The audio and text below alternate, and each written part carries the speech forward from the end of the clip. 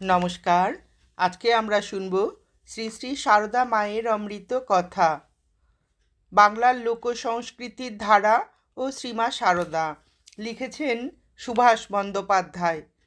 শ্রীমা সারদা দেবী যুগা অবতার ঠাকুর শ্রীরামকৃষ্ণ দেবের সহধর্মিণী। তার জীবনের অগণ্য অসামান্য বিকাশ, তার যে কোনো একটি কিরণ রেখাতে আমাদের অন্তরাকাশ আলোকিত হয়ে যায়। এই প্রবন্ধে আমি একটি বিশেষ দিক থেকে শ্রী মায়ের প্রকাশরূপ লক্ষ্য করতে চাই।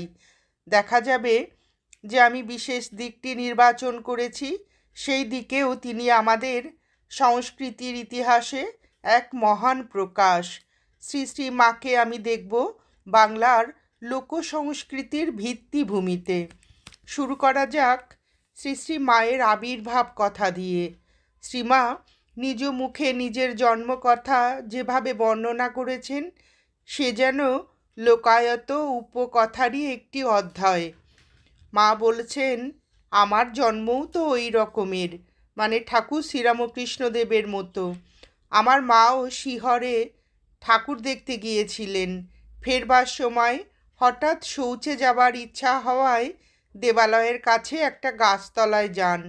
শৌচের কিছুই হলো না, কিন্তু বোধ করলেন একটা বায়ু যেন তার উদর মধ্যে ঢোকায়। উদর ভয়ানক ভারী হয়ে উঠল। বসেই আছেন, তখন মা দেখেন যে লাল চেলি পড়া একটি 5-6 বছরের অতি সুন্দরী মেয়ে গাছ থেকে নেমে তার কাছে এসে কোমল বাহু দুটি দিয়ে পিঠের দিক থেকে তার গলা জড়িয়ে ধরে বলল, আমি তোমার ঘরে এলাম মা। মা তখন অচৈতন্য হয়ে পড়েন। সকলে গিয়ে তাকে ধরাধরি করে নিয়ে এলো। সেই মেয়েই মায়ের উদরে প্রবেশ করে, আর তা থেকেই আমার জন্ম। গভীরভাবে সত্য এ কাহিনী, কিন্তু বাহ্যত অলৌকিক কিংবদন্তির আকার। শ্রী মায়ের জন্ম হয়েছিল কঙ্করাকীর্ণ রক্ত মৃত্তিকাময় রাঢ় অঞ্চলের প্রত্যন্ত সীমা বাঁকুড়ার ক্ষুদ্র পল্লী জয়রামবাটিতে, একটি পরিপূর্ণ লোক প্রকৃতির পটভূমিকা।